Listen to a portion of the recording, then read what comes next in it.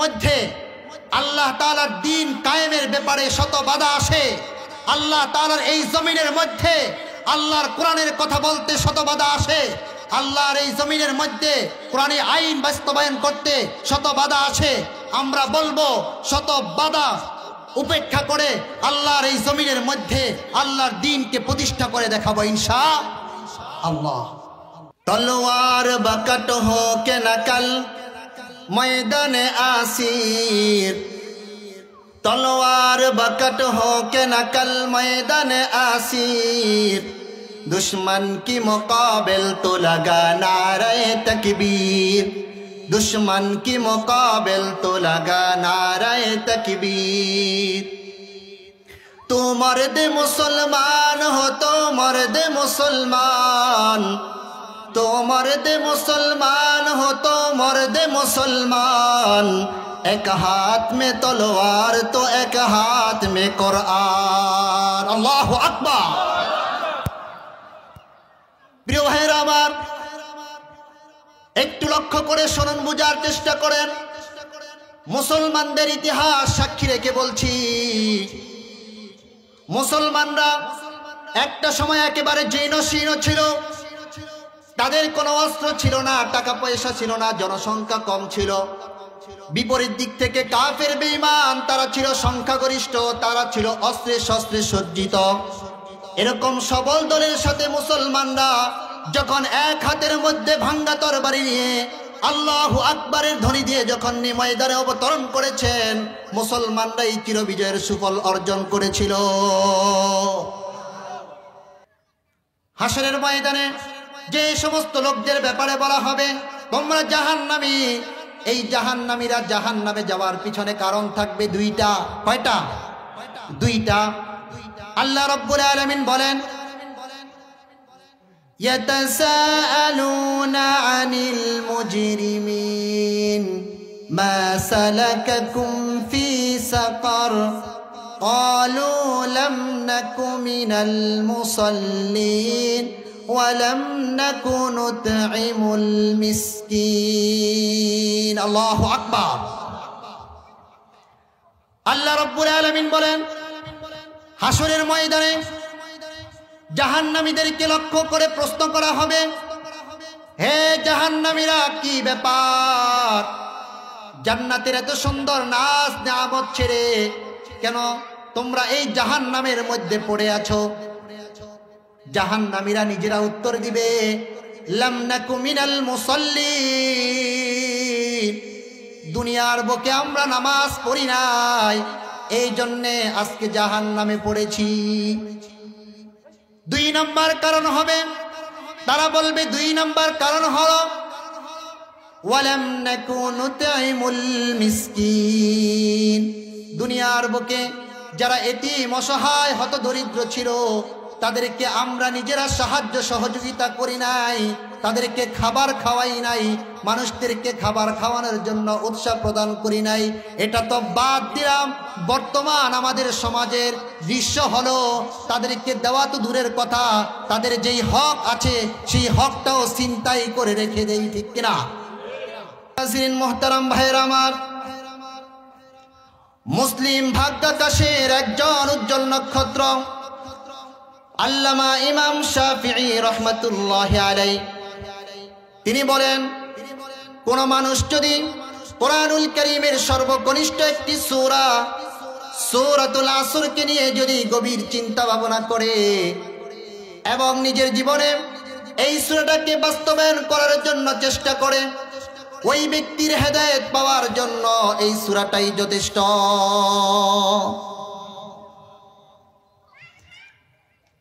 প্যারা হাজিরিন মুহতারাম ভাইরা আমার, রব্বুল আলামিন শুরু করছেন এভাবে, ওয়াল আসরি ইন্নাল ইনসানা লাফি খুসর।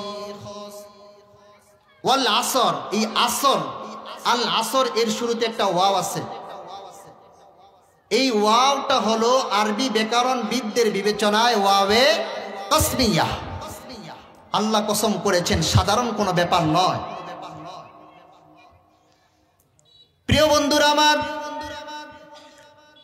আমরা কসম করে থাকি, আল্লাহ রাব্বুল আলামিন কসম করেছেন, দুইটা বিষয় এক নয়, আসমান জমিন পার্থক্য রয়েছে। আমরা কসম করে থাকি দুনিয়ার কোনো বিষয়কে নিশ্চিত সুনিশ্চিত করার লক্ষ্যে আমরা কসম করি শ্রেষ্ঠত্ব বরত্ব বিরাটত্বের বিবেচনায় গোটা পৃথিবীর বুকে আসমানের উপরে জমিনের নিচে যেখানে যান আল্লাহর চাইতে বড় শ্রেষ্ঠত্ব মহত্ব বিরাটত্বের অধিকারী কেউ নাই, ঠিক কিনা? এই জন্য আমরা কসম করে করে থাকি কার নামে? আওয়াজ করে বলেন কার নামে? আল্লাহর নামে কসম করে থাকি। আল্লাহু আকবার এই শব্দটা অনেক বেশি দামি। আল্লাহু আকবার এর ধ্বনি এত পাওয়ারফুল ধ্বনি, আজকে গোটা পৃথিবীর কুফরি শক্তি আমাদেরকে হীনমন্যতায় ভোগাচ্ছে। তারা কি বলে জানেন? কুফরি শক্তি আজকে তারা বলে মুসলমানদের জনসংখ্যা কম, মুসলমানদের অর্থকরী কম, তাদের অস্ত্র নাই, তাদের পারমাণবিক কোনো অস্ত্র নাই, তাদের অ্যাটম বোমা নেই, অতএব মুসলমানরা বিশ্বের সামনে মাথা উঁচু করে দাঁড়াতে পারবে না। এটা বলে। এটা শুনে সরলমনা কিছু মুসলমান তারা মুসলমানদের কাতার থেকে ছিটকে তাদের কাতারে চলে যায়, নাউজুবিল্লাহ। আমি বলবো মুসলমান ভাইয়ের আমার, বুঝুন, বোঝার চেষ্টা করুন। হতে পারে ধরে নিলাম আমাদের জনসংখ্যা কম, আমাদের অর্থকড়ি কম, আমাদের টাকা পয়সা নাই, আমাদের কাছে অস্ত্র নাই, আমাদের অ্যাটম বোমা নেই, পারমাণবিক কোনো অস্ত্র নাই। বন্ধুরা আমার, কলিজা দিয়ে বুঝেন, বোঝার চেষ্টা করেন। আমাদের কাছে এমন এক দামি সম্পদ আছে, আমাদের কাছে এমন দামি এক নারে তাকবীর আছে, যে নারে তাকবীরের ধ্বনি কাফের বেঈমানদের রাজপ্রাসাদ এবং তাদের হৃদয় রাজ্যের মধ্যে কম্পন সৃষ্টি করে দিতে পারে, ঠিক কিনা?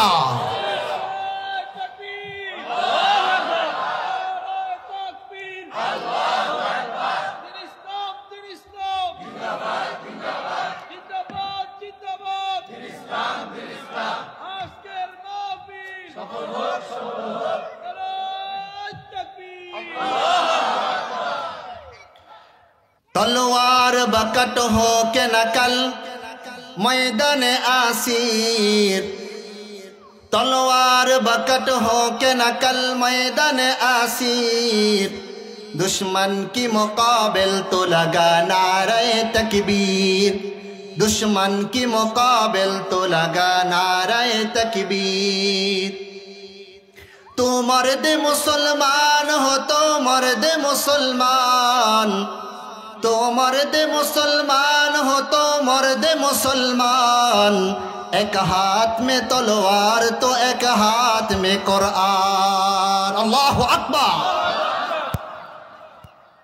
প্রিয় ভাইরা আমার, একটু লক্ষ্য করে শুনুন, বোঝার চেষ্টা করেন। মুসলমানদের ইতিহাস সাক্ষী রেখে বলছি,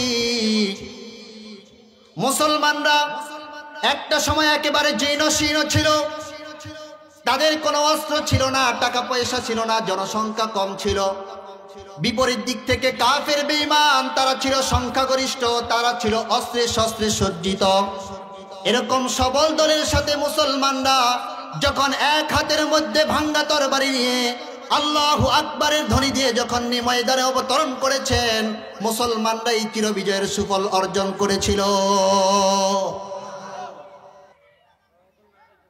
আজকে মুসলমান আমাদেরকে বিভিন্ন প্রলোভন দেখিয়ে আমাদেরকে হীনমন্যতার সাগরে ভোগাচ্ছে।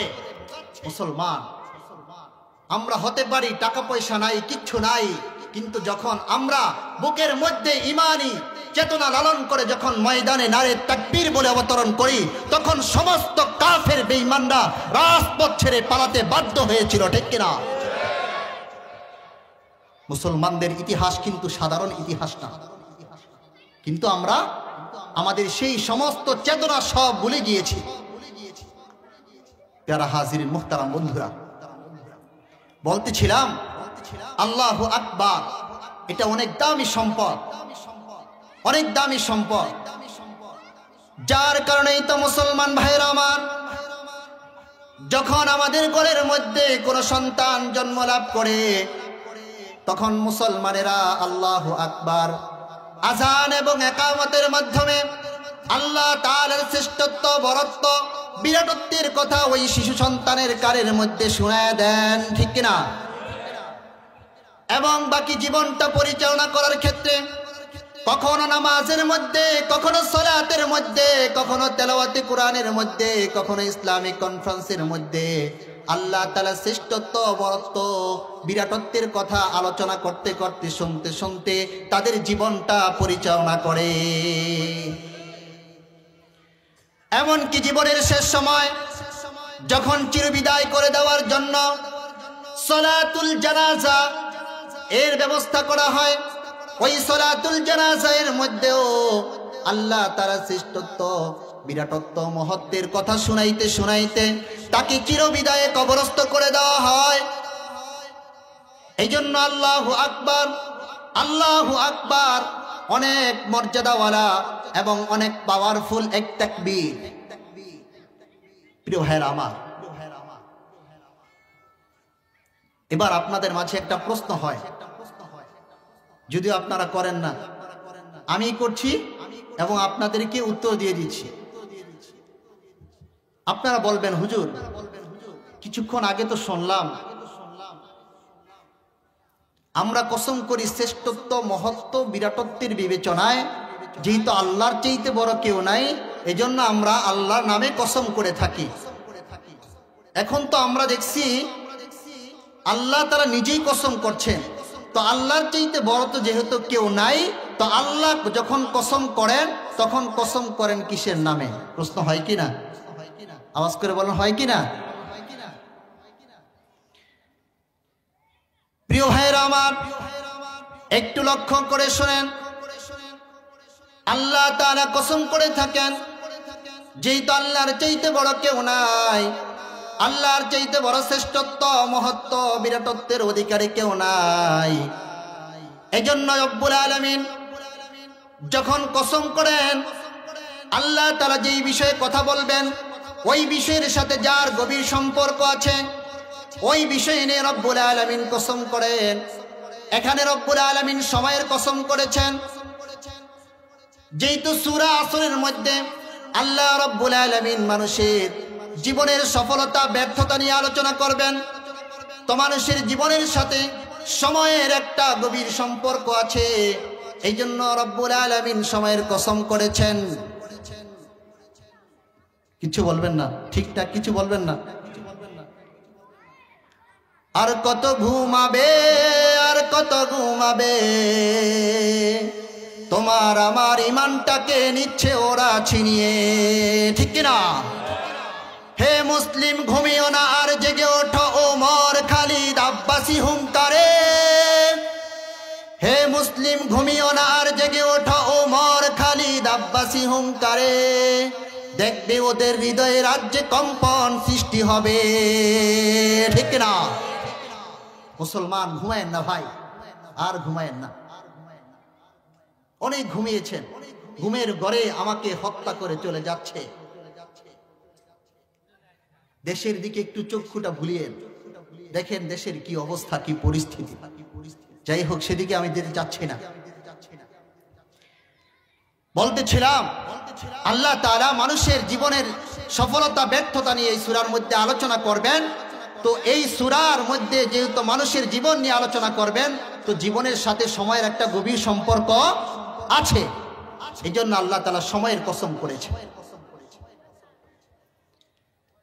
প্রিয় ভাইয়েরা আমার, মানুষের জীবনের সাথে সময়ের কতটুকু কিরকম সম্পর্ক আছে একটা উদাহরণ দেই, তাহলে বুঝে আসবে। একটু লক্ষ্য করে শুনেন, যেদিন আমি আপনি জন্মগ্রহণ করেছিলাম ওদিন আমার সাথে আল্লাহ রব্বুল আলামিন আমাকে হায়াত নামক একটা সময় প্যাকেজ দিয়েছেন, ঠিক কিনা? আমার সাথে আমার একটা হায়াত নামক প্যাকেজ দিয়েছেন।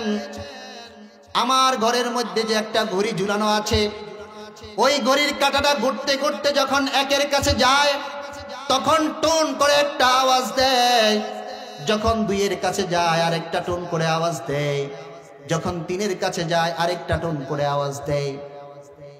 ওই ঘরে আওয়াজ দিয়ে আমাকে আপনাকে লক্ষ্য করে বলেন, ইয়া সাহিবাল বাইত, ইয়া সাহিবাস সাহ, হে ঘরের মালিক, হে আমি ঘরের মালিক, শোনো, রব্বুল আলামিন তোমাকে হায়াত নামক একটা প্যাকেজ দিয়েছেন।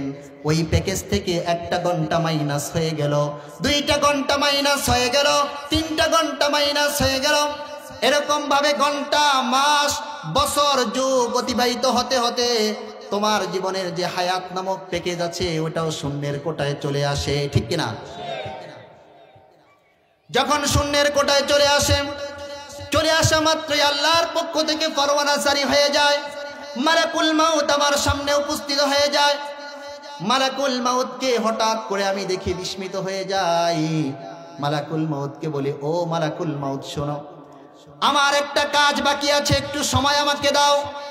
মালাকুল মাউত তখন আমাকে আল্লাহ রাব্বুল আলামিনের কোরআনের ওই আয়াতটা তেলাওয়াত করে শুনিয়ে দেন, ইযা জাআ আজালুহুম লা ইস্তাখিরুনা সাআতাও ওয়া লা ইস্তাকদিমুন। আল্লাহু আকবার। আগাহা अपने मौत से कोई बशर नहीं, सामासूम बरस के हैं पाल की खबर नहीं।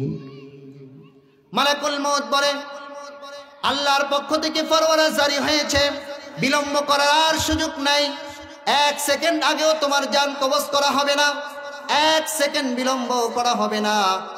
যখন আমাকে শত মানুষের ভিড়ের মধ্য থেকে চিরের মতো থাবা দিয়ে আমার ভিতর থেকে আমার রূহটা বের করে নিয়ে যায়, আমার মৃত্যুর কথা শুনে আমার বাবা কান্না করে, আমার মা কান্না করে, আমার স্ত্রীটা হাউমাউ করে কান্না করে, আমার সন্তানগুলো কান্না করে, আমার মেয়েটা শ্বশুর বাড়ি থেকে হামাগুড়ি দিয়ে আমার বাড়ির আঙ্গিনায় এসে বাবা বলে চিৎকার দিয়ে অজ্ঞান হয়ে পড়ে যায়। 2-4 জন যায় যখন মাথার মধ্যে পানি দিয়ে একটু সুস্থ করে, তখন 2 জনের কাঁধের মধ্যে বর করে আমার মেয়েটা আমি বাবার লাশের কাছে আসে, এসে মাথার মধ্যে হাত বুলিয়ে আমার কপালের সাথে কপাল লাগিয়ে আমার নাকের সাথে নাক লাগিয়ে সে বাবা বলে চিৎকার দেয়, বাবা এই পৃথিবীতে তুমি ছাড়া কোনো ভরসা নাই, বাবা তুমি আমাকে ছেড়ে দুনিয়া থেকে চলে গেলাও, আমি কিভাবে দুনিয়ার জমিনের মধ্যে থাকবো? কেউ কান্না করে আমাকে আপনাকে আর ফিরে আনতে পারবে না, বরঞ্চ দুনিয়ার সমস্ত আত্মীয় স্বজনগুলো আমাকে দুনিয়া থেকে বিদায় করে দেওয়ার জন্য ব্যতিব্যস্ত হয়ে পড়বে। কেউ বা দিবে আখিরি গোসল, কেউ বা দিবে আখিরি গোসল, কেউ বা আনবে আতর দানি, ঠিক কিনা? আমার আত্মীয় স্বজনগুলা কেউ জঙ্গলার মধ্য থেকে বাঁশঝাড় থেকে বাঁশ কাটা শুরু করে দিবে, কেউ কবরস্থানে গিয়ে কবর কাটবে, কেউ ওই বাজারে যায় দর্জির দোকান থেকে কাপড় কেটে আনবে, কেউ গিয়া আতর টুপির দোকান থেকে আতর গোলাপ সুরমা নিয়ে আসবে। আমাকে যত সম্ভব দ্রুত সাজিয়ে গুছিয়ে দুনিয়া থেকে বিদায় করে দেওয়ার জন্য আমাকে গোসলখানায় ঢুকায় দেওয়া হবে। গোসলখানায় যখন ঢুকাবে, যারা গোসল দিবে দুনিয়ার পোশাকগুলো একটা করে খুলে ফেলবে, আমাকে দুনিয়া থেকে কিছু নিয়ে যাওয়ার জন্য দিবে না, আমার দামি পোশাকগুলো একটা করে খুলে ফেলবে। খুলতে খুলতে এমন হবে আমার 70 টাকার জন্য যে লঙ্গি পায়জামা ছিল সেটাও খুলে ফেলবে, ঠিক না? আমার কোমরের মধ্যে যে একটা কালো ধাগা ছিল সেটাও কেচি দিয়ে খুলে তারা ছিঁড়ে রেখে দিবে, ঠিক না? সেটাও নিয়ে যেতে আমাকে দিবে না। আমাকে ভালো করে গোসল দিয়ে সাদা দবদবে কাপড় এটা দিয়ে পেঁচিয়ে আমার বাড়ির আঙ্গিনায় বা উঠানের মধ্যে একা একা ফেলে রাখবে। আমাকে সেখানে ফেলে রাখবে। নির্ধারিত সময় ওই মসজিদের বাইকে যে এলান হয়েছিল জোহরের নামাজের পরে জানাজা হবে, জোহরের আজান যখন হয়ে যাবে তখন আমার লাশটা 4 জনে উঠিয়ে খাটিয়াটা চারজনে উঠিয়ে কাঁধে উঠিয়ে ফেলবে, তখন আমার মা, আমার বাবা, আমার ভাই, আমার স্ত্রী, আমার সন্তানগুলো হাউমা করে কান্না করবে। কেমন জানি মনে হয় আমার শরীরটা তাদের কলিজার প্রতিটা রগের সাথে বাঁধা আছে। আমাকে নিয়ে আসছে তো তাদের কলিজার রগগুলো ছিঁড়ে যায় এমন মনে হয়, ঠিক কিনা? তারা হাউমা করে কান্না করা শুরু করে দেয়। আমাকে কবরস্থানে এনে কবরের মধ্যে রেখে জন্মের মতো পাড়ায়া পাড়ায়া তারপরে কবর দেয়। দুনিয়ার কোন আলো দেখার সুযোগ দিবে না।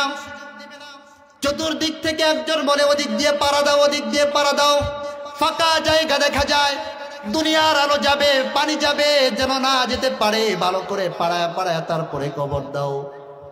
ভুল বললাম কিনা বাবা? আওয়াজ করে বলেন, ভুল বললাম কিনা? আমাকে আপনাকে চির বিদায় করে দেওয়া হবে, কেউ রাখতে পারবে না। যাই হোক, বলতেছিলাম যে সময় আমাদের জীবনের মধ্যে যে একটা ইম্পর্টেন্ট অধ্যায়, এটা বুঝাইতে চাইছিলাম। আল্লাহ রাব্বুল আলামিন সময়ের কসম করে সময়ের অত্যন্ত গুরুত্বের কথা বুঝাতে চেয়েছেন। আচ্ছা বলেন তো, হাসরের ময়দানে যারা জাহান্নামী হবে তারা অনেক আফসোস করবে, ঠিক না? কিন্তু জান্নাতীরা তো আফসোস করবে না, ঠিক না? আমি জানতাম আপনারা এই উত্তরটা দিবেন, আমি জানতাম এই উত্তরটা আপনারা দিবেন। প্রিয় বাবাজিরা আমার, একটু লক্ষ্য করে শোনেন, বুঝার চেষ্টা করেন।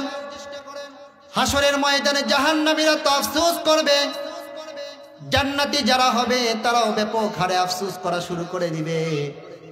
হায়রে দুনিয়ার বুকে আল্লাহ আমাদেরকে যে সময় দিয়েছিল, সময়, এই সময়গুলো যদি আমরা গীবত, শিকায়েত, চুগলখুরি, চায়ের দোকানে বসে না শেষ করে, মসজিদের ইমাম মুয়াজ্জিনদের ব্যাপারে সমালোচনা না করে যদি সময়গুলো যদি শেষ না করতাম, ওই সময়গুলো যদি আল্লাহর জিকির, কোরআন তেলাওয়াত, নামাজের মধ্যে কাটাইতাম, তাহলে আজকে জান্নাতের মধ্যে আমার প্রমোশন আরো বেশি বৃদ্ধি হতো, ঠিক কিনা?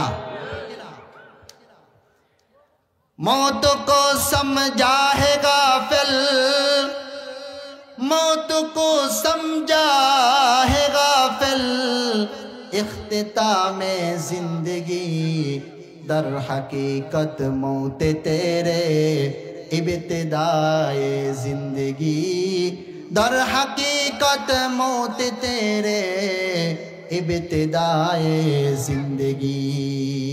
अल्लाहु अकबर।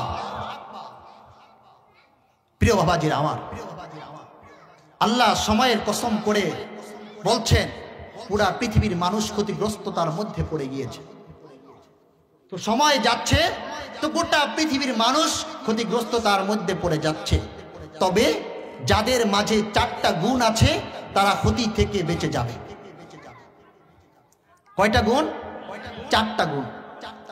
আল্লাহ বলছেন, ইল্লাল্লাযীনা আমানু ওয়া আমিলুস সালিহাতি ওয়া তাওয়াসাউ বিল হাক্কি ওয়া তাওয়াসাউ বিস সাবর।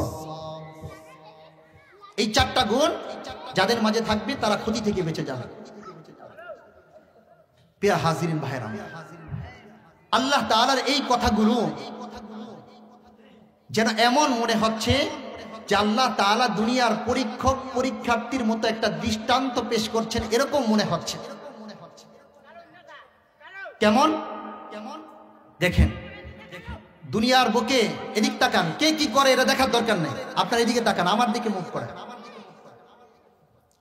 ধরেন যারা দুনিয়ার বুকে পরীক্ষা দেয় তাদের একটা নির্দিষ্ট সময় থাকে কিনা? 4 ঘন্টা, 4.5 ঘন্টা, এরকম একটা সময় থাকে না ফিক্সড করা? ধরেন 4 ঘন্টা সময় এক পরীক্ষার্থীর জন্য ফিক্স করা আছে। এখন একজন পরীক্ষার্থী বা একজন ছাত্র ছাত্রী সে 1 ঘন্টা লেখার পরে এখন কলম দিয়ে টেবিলের মধ্যে আঁকাকি করছে অথবা দাঁত দিয়ে নখ কাটতেছে। তখন একজন শিক্ষক হল রুমে ঢুকে এই দৃশ্য দেখার পরে তার মাথার মধ্যে ধাক্কা দিয়ে ঘড়ির দিকে ইশারা করে বলবেন, আরে ব্যাক কল, সময় শেষ হয়ে যাচ্ছে, খুব দ্রুত লেখে ভালো একটা রেজাল্ট করে জীবনের জন্য একটা ভালো সফল কাম একটা সার্টিফিকেট অর্জন করে নাও। এরকম বলে কিনা? আওয়াজ করে বলেন, বলে কিনা? ঠিক তদ্রুপ ভাবে মোহতারাম ভাইয়ের আমার, রব্বুল আলামিন কেমন জানি ওয়াল আসর বলে আমাদেরকে বলছেন, এই দুনিয়ার মানুষ, হে আমার গোলামেরা শোনো, তোমাদের সময় শেষ হয়ে যাচ্ছে, সময় শেষ হয়ে যাচ্ছে। ওই সময় শেষ হওয়ার আগে তোমরা আমাল সালিহা করে, নেক কাজ করে তোমাদের জীবনের জন্য হাসরের ময়দানে যেন একটা ভালো সার্টিফিকেট পাও, যে সার্টিফিকেট তোমাদের জন্য সফলতা বয়ে আনবে। আল্লাহ আমাদেরকে এরকম লক্ষ্য করে বলছে, কিন্তু আমরা, আল্লাহ বলছেন এদিকে আসো, ইয়া আইয়ুহাল ইনসান মা গররাকা বিরব্বিকাল কারীম, আমি কারীম রব থেকে তোমাদেরকে কোন জিনিস ভুলায় রাখছে। আল্লাহ ডাকে আমাদেরকে এদিকে, আমরা চলছি ওদিকে। আল্লাহ ডাকে আমাদেরকে ডান দিকে, আমরা চলছি বাম দিকে। তারপরও কিন্তু আল্লাহ তাআলা এই বান্দাদেরকে ছেড়ে দেন না, আপ্রাণ চেষ্টা করেন, তাদেরকে বুঝাবার চেষ্টা করেন যে হে আমার গোলাম, তোমাদের জন্য জান্নাত বানিয়েছি, তোমাদের জন্য বালাখানা বানিয়েছি, এই বালাখানা এভাবে পড়ে থাকবে আর তোমরা জাহান্নামে যাইবা, এটা হতে পারে না। বান্দা তোমরা নেক আমল করো, একবার তওবা করো, আমি আল্লাহ গোটা জিন্দেগীর গুনাহ মাফ করে দিয়ে তোমাদেরকে জান্নাতে ঢুকিয়ে দিব। আল্লাহু আকবার। প্রিয় ভাইরা আমার, আমরা অনেক মোহাব্বত ভালোবাসাওয়ালা একজন মনিব পেয়েছি। কি বলেন? যাই হোক, আমি ওদিকে যাচ্ছি না। তো বলছিলাম চারটা গুণ যাদের মাঝে থাকবে তারা ক্ষতিগ্রস্ততা থেকে বেঁচে যাবে। চারটা গুণের এক নম্বর কি? ইল্লাল্লাযীনা আমানু, এক নম্বর গুণ হলো ঈমান। এক নম্বর গুণ কি? আওয়াজ করে বলতে হবে কি? ইসলামের মূল ফাউন্ডেশন হলো ঈমান। আল্লাহ রাব্বুল আলামিন যে বলেছেন, ইয়া আইয়ুহাল্লাযীনা আমানু দুখুলু ফিস-সিলমি কাফফা ওয়া লা তাত্তাবিউ খুতুওয়াতিশ শাইতান। আল্লাহু আকবার। আল্লাহ রাব্বুল আলামিন যে বলেছেন, হে ঈমানদারগণ, তোমরা ইসলামের মধ্যে পরিপূর্ণভাবে প্রবেশ করো। আংশিক প্রবেশ করলা আর আংশিক বাইরে থাকলা, এটা যেন না হয়। তো ইসলামের মূল ফাউন্ডেশন হলো ঈমান। ইসলামের মূল ফাউন্ডেশন হলো ঈমান। আল্লাহ রাব্বুল আলামিন বলেন, হাসরের ময়দানে মানুষগুলো দুই শ্রেণীতে বিভক্ত হয়ে যাবে। এক শ্রেণীর লোক হবে জান্নাতি, আর এক শ্রেণীর লোক হবে জাহান্নামী। তো জাহান্নামীরা জাহান্নামে যাওয়ার পিছনে কারণ হবে দুইটা। জাহান্নামীরা জাহান্নামে যাওয়ার পিছনে কারণ হবে দুইটা। কয়টা? দুইটা।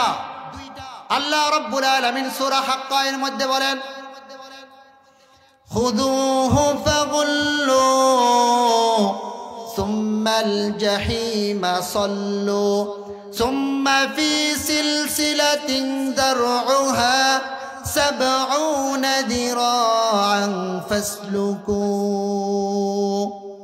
আল্লাহ রাব্বুল আলামিন বলেন, হাসরের ময়দানে জাহান্নামীদের ব্যাপারে বলা হবে, হে মালিক ফেরেশতা কোথায় আছো? দলবল নিয়ে এদিকে আসো। এই জাহান্নামীদেরকে ধরো, তাদের গলার মধ্যে ফাঁসি লাগাও, 70 গজ শিকল দিয়া পুরা শরীরটাকে শক্ত করে পেঁচায় নাও, তারপরে তাদেরকে জাহান্নামের মধ্যে নিক্ষেপ করে দাও। নাউজুবিল্লাহ। এই জাহান্নামীদেরকে এত মর্মান্তিক ভাবে জাহান্নামের মধ্যে নিক্ষেপ করার কারণ কি? আল্লাহ বলছেন, ইন্নাহু কানা লা ইউমিনু বিল্লাহিল আযীম ওয়া লা ইয়াহুদ্দু আলা তুআমিল মিসকিন। আল্লাহ রাব্বুল আলামিন বলছেন, এক নম্বর কারণ হলো তারা আমি আল্লাহর প্রতি পরিপূর্ণভাবে ঈমান আনে নাই। দুই নাম্বার কারণ হলো তারা এতিম অসহায় হতদরিদ্র মানুষদেরকে খাওয়ায় নাই এবং মানুষদেরকে খাওয়ানোর জন্য উৎসাহ প্রদান করে নাই। দুইটা কারণ বুঝছেন তো? যেটা ইম্পর্টেন্ট বিষয় এখানে সেটা কি? ঈমান না আনা। জাহান্নামীদেরকে জাহান্নামে ফেলার এক নাম্বার কারণ কি? আওয়াজ করে বলেন, ঈমান না আনা। এবার বলবেন হুজুর আমরা তো ঈমান আনছি, একবারে ঈমানের বড় বোঝাটা আমার একবারে সামনে রেখে দাঁড়িয়েছি, সমস্যা নাই। যদি আল্লাহকে বলি আল্লাহ মেনে নিবেন? আল্লাহ আমাদের দিলের অবস্থা জানেন না? কি বলেন, জানেন কি জানেন না? আল্লাহ কোরআনে কারীমের মধ্যে বিভিন্ন জায়গার মধ্যে বিভিন্ন উদাহরণ পেশ করেছেন, এক্সাম্পল পেশ করেছেন। তার মধ্যে সবচেয়ে বড় একটা এক্সাম্পল হলো মানুষগুলো আল্লাহর প্রতি ঈমান না এনে আল্লাহকে বলে আল্লাহ আপনার প্রতি ঈমান এনেছি।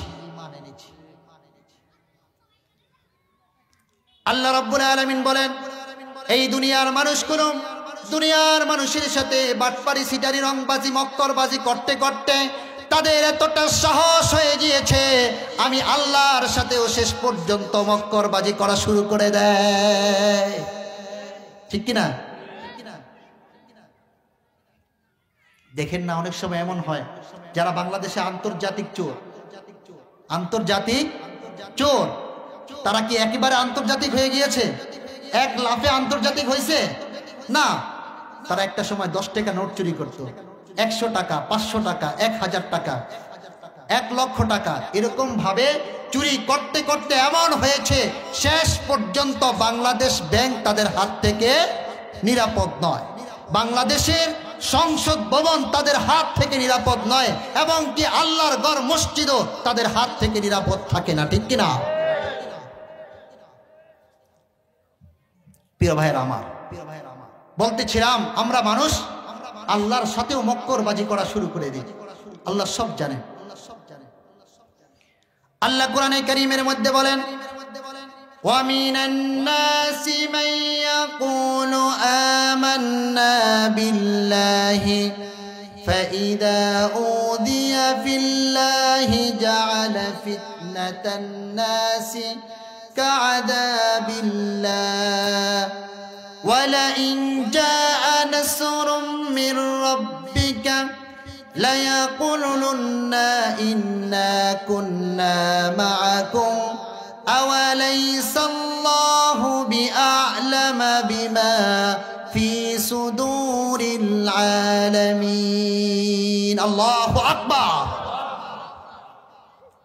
আল্লাহ রাব্বুল আলামিন বলেন দুনিয়ার মানুষের মধ্যে এমন কিছু মানুষ আছে যারা বলে মালিক আপনার প্রতি আমরা পরিপূর্ণ ঈমান এনেছি, অতঃপর যখন এই সমস্ত লোকগুলা আমি আল্লাহর রাস্তায় চলতে গিয়ে যখন কোনো পরাশক্তির পক্ষ থেকে কোনো কষ্ট ক্লেশ তাদেরকে আক্রমণ করে তখন এই কষ্ট ক্লেশকে আল্লাহর পক্ষ থেকে দেওয়া আযাবের মতো কঠিন মনে করে মুসলমানদের দলকে ছেড়ে দিয়ে তাদের দলভুক্ত হয়ে যায়। এমন মুসলমান বাংলার জমিনে আছে না নাই?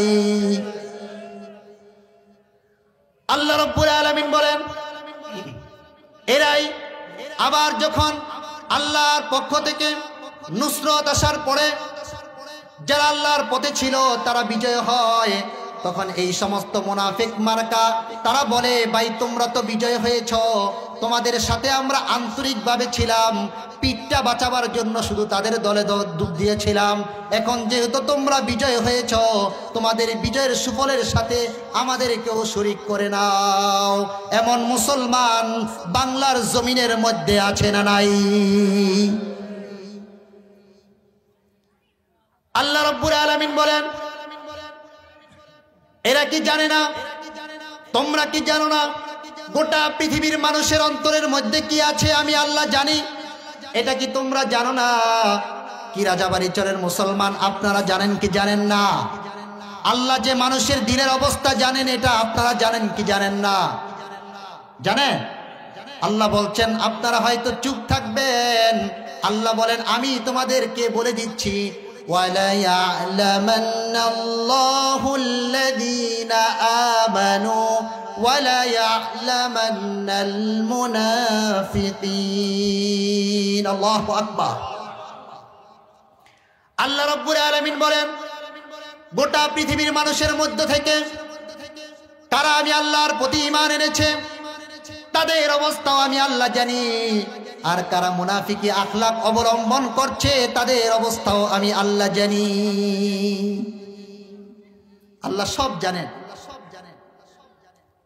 প্রিয় ভাইরা আমার, যদি আল্লাহর প্রতি আনি আমরা স্বচ্ছ ঈমান, যদি নেই আমরা মৃত্যুর প্রস্তুতি, বের হবে আখলাকে মুনাফিকি, প্রবিষ্ট হবে আখলাকে নববী। ঠিক কিনা? আল্লাহর প্রতি পরিপূর্ণ ঈমান আনতে হবে, মৃত্যুর কথা স্মরণ করতে হবে।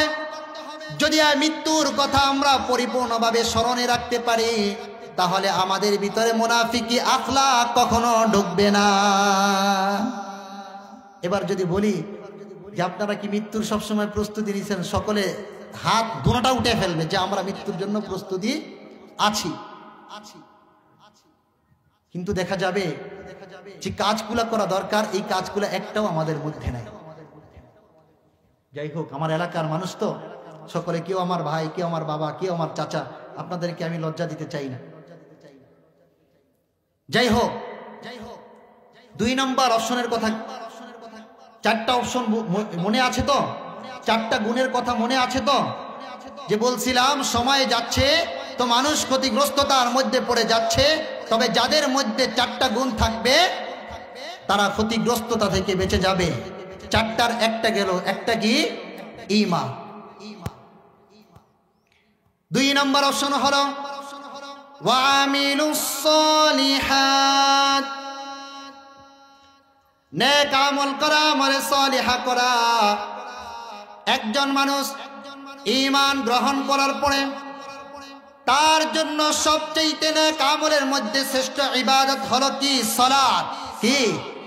সালাত।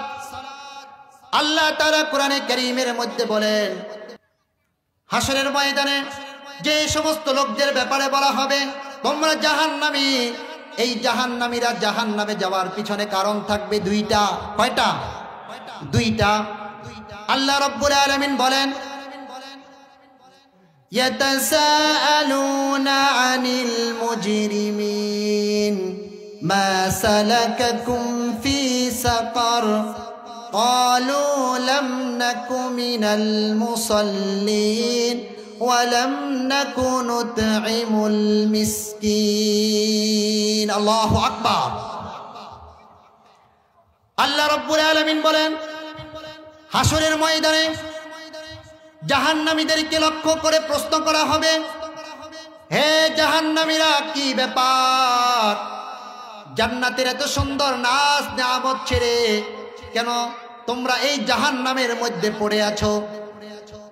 জাহান্নামীরা নিজেরা উত্তর দিবে, লাম নাকু মিনাল মুসাল্লিন, দুনিয়ার বুকে আমরা নামাজ পড়ি নাই, এই জন্যে আজকে জাহান্নামে পড়েছি।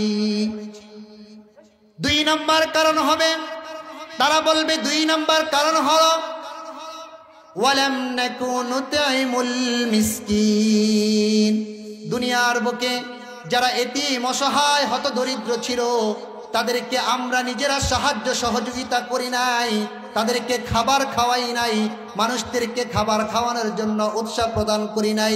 এটা তো বাদ দিলাম, বর্তমান আমাদের সমাজের দৃশ্য হলো তাদেরকে দেওয়া তো দূরের কথা, তাদের যেই হক আছে সেই হকটাও ছিনতাই করে রেখে দেই। ঠিক কিনা? আমাদের সমাজের অবস্থা হলো যারা সমাজে একটু দুর্বল, যারা সমাজে দুর্বল তাদেরকে মাথার উপরে ধরে চাপ দিয়ে মাটির নিচে একটু ঢুকিয়ে দিই। ঠিক কিনা? প্রিয় ভাইরা, এরকম অহরহ হচ্ছে। যাই হোক, বলতেছিলাম আমালে সালেহা অনেক আছে, তার মধ্যে শ্রেষ্ঠতম আমালে সালেহা হলো নামাজ। আল্লাহর নবী বিশ্বনবী বলেছেন, আসসালাতু ইমাদুদ্দিন الدين من أقامها فقد أقام الدين ومن تركها فقد هدم الدين আল্লাহর নবী বিশ্ব নবী বলেন দুনিয়ার বুকে যেই সমস্ত লোকেরা মুমিন হওয়ার পরে নামাজ পড়বে তারা তাদের দ্বীনের সমস্ত খুঁটিগুলোকে মজবুত করলো আল্লাহু আকবার আর যারা নামাজগুলোকে ছেড়ে দিল তারা যেন তাদের ঈমান ও ইসলামের সমস্ত খুঁটিগুলোকে ভেঙে চৌচির করে দিল নাউজুবিল্লাহ এবার বলেন কয়জন এখানে আছেন যে 5 ওয়াক্ত নামাজ পড়ছে যদি বলি বুকে হাতটা দিয়ে বলেন তো একজনের গুটি কয়েকজন ছাড়া বাকি সকলের হাতটা এখানে উঠবে না নিচেই পড়ে থাকবে ভুল বললাম না ভাই ভুল বলছি ভুল বলি না প্রিয় ভাইরা আমার তুমি মুমিন নাকি মুশরিক তুমি মুমিন নাকি মুশরিক সালাত হবে পরিচয় সালাত হবে পরিচয় রাসূলুল্লাহ বলেছেন আসসালাতু ইমাদুদ্দিন মান আকামাহা ফাকাদ আকামাদ্দিন ওয়া মান তারাকাহা ফাকাদ হাদামাদ্দিন আল্লাহু আকবার ভাই নামাজ সকলে পড়বেন তো আজকে সকলে ওয়াদা করে যে ওয়াদা খেলাফ করে বললাম না এটা কি ওলামায়ে কেরাম এখানে আছেন তারা হয়তো দূরের মানুষ আমি তো আপনাদের সন্তান আপনাদের ভাই নাকি আমি আপনাদেরকে লজ্জা দিতে চাই না আজকে থেকে সকলে পাক্কা ওয়াদা করেন ইনশাআল্লাহ নামাজ পড়বেন পারবেন তো ভাই পারবেন তো সকলে হাত দুটো উঁচু করে দেখান আল্লাহু আকবার আল্লাহ আপনি রাজাবাড়িচর বাসীকে আপনি কবুল করে নেন রাজাবাড়িচর বাসী সকলকে 5 ওয়াক্ত নামাজ বা জামাত আদায় করার মতো তৌফিক দান করেন আল্লাহুম্মা আমিন হাত নামা 3 নম্বর সিফাত মনে আছে তো নাম্বারগুলা কিসের নাম্বার মনে আছে তো হ্যাঁ 3 নম্বর হলো ওয়াতাওয়াসাউ বিল হক নিজে হক ও হক্কানিয়তের উপরে অটল অবিচল থাকবে এবং মানুষদেরকে হক হক্কানিয়তের উপরে অটল অবিচল থাকার জন্য উৎসাহ প্রদান করবে প্রিয় ভাইরা আমার আজকে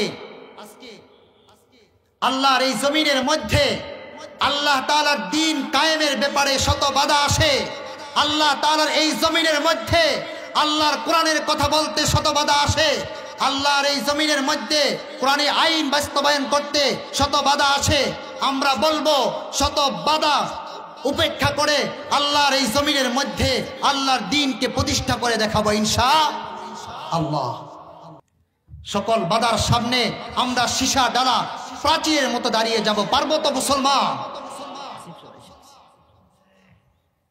প্রিয় ভাইরা আমার যাই হোক আমি আমার আলোচনাকে একেবারে গুছিয়ে নিচ্ছি হুজুর চলে আসছেন অত্যন্ত গুরুত্বপূর্ণ আলোচনা করবেন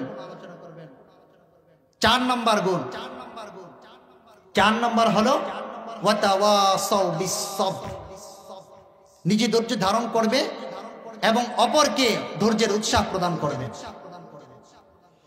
আল্লাহ রাব্বুল আলামিন বলেন ইয়া আইয়ুহাল্লাযীনা আমানুসবিরু ওয়া সাবিরু ওয়া রাবিতু ওয়াত্তাকুল্লাহা লাআল্লাকুম তুফলিহুন আল্লাহু আকবার আল্লাহ রাব্বুল আলামিন বলেন হে ঈমানদারগণ তোমরা নিজেরা ধৈর্য ধারণ করো আল্লাহর ইবাদতের ক্ষেত্রে ধৈর্য ধারণ করো গুনাহ থেকে বেঁচে থাকার ব্যাপারে ধৈর্য ধারণ করো এবং মুসিবত আসলেও ধৈর্য ধারণ করো এবং মানুষদেরকে ধৈর্যের উপদেশ দাও আল্লাহর দ্বীন কায়েমের জন্য সীসা ডালা প্রাচীরের মতো দাঁড়িয়ে যাও আল্লাহ তাআলার উপরে তোমরা ভরসা রাখো, তাহলে দুনিয়ার জমিনের মধ্যে তোমরা সফল হবে, আখিরাতেও তোমরা চিরসফল ব্যক্তি হবে।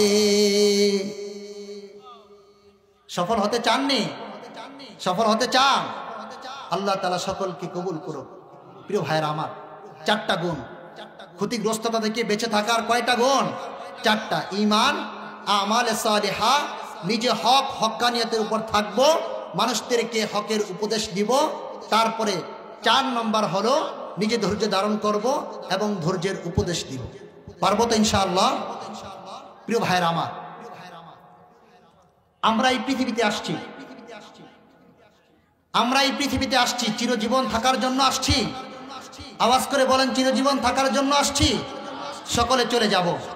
আল্লাহর নবী বিশ্ব নবীর সামনে আমাদের প্রত্যেকের আমল নামাকে পেশ করা হবে। আল্লাহর নবী যদি দেখেন যে আমার এই উম্মতের 5 ওয়াক্ত নামাজে 1 ওয়াক্ত নামাজ নাই, তাদের রোজা নাই, শুধু গুনাহ আর গুনাহ, জিনার গুনাহ, তাদের বেবিচারের গুনাহ, এই সমস্ত গুনাহ দিয়ে ভরা, আল্লাহর নবী কি পরিমাণ কষ্ট পাবেন জানেন? আল্লাহর নবী আমাদেরকে লক্ষ্য করে বলবেন, হে মানুষ সকল শোনো, তোমাদের জন্য আমি দীর্ঘ 23 বছর দিবানিশি কান্না করেছি, তোমাদের জন্য তায়েফের পাথরের ঘর্ষণে আমার পিঠটা চালনির মতো যাত্রা করে ফেলেছি, তোমাদের জন্য উহুদের ময়দানে দন্দান মোবারক শহীদ হয়ে ঘন্টার পর ঘন্টা বেহুশ হয়ে পড়েছিলাম, তোমাদের জন্য আমার পেটের মধ্যে একটা করে 2টা পাথরে বেঁধেছি, তোমাদের জন্য আমার ঘরের মধ্যে দীর্ঘ 2 মাস পর্যন্ত চুলায় আগুন জ্বলে নাই, বিনিময়ে তোমরা নেই এই নেক আমল আমাকে দিলা, এই আমল নামা তোমরা আমাকে দিলা। বলেন এখানে কার কাছে আল্লাহ রাসূলের সামনে দাঁড়িয়ে উত্তর দেওয়ার মতো যথার্থ উত্তর আছে? বলেন, আছে কারো কাছে? শুধু এখানে নয়, ওলামায়ে কেরাম এখানে আছেন, গোটা পৃথিবী যদি খোঁজেন একজনেও যথার্থ উত্তর দিতে পারবে না। প্রিয় ভাইরা আমার, এই জন্য আল্লাহ রাসূল সাল্লাল্লাহু আলাইহি ওয়াসাল্লামের এই প্রশ্ন থেকে বাঁচার জন্য আমরা সকলে সতর্ক হয়ে যাই, সকলে সতর্ক হয়ে যাই। আমি আমার আলোচনাকে এখানেই শেষ করছি। ওয়া আখির দাওয়ানা আলহামদুলিল্লাহি রাব্বিল আলামিন। ওয়াসসালামু আলাইকুম ওয়া রাহমাতুল্লাহি।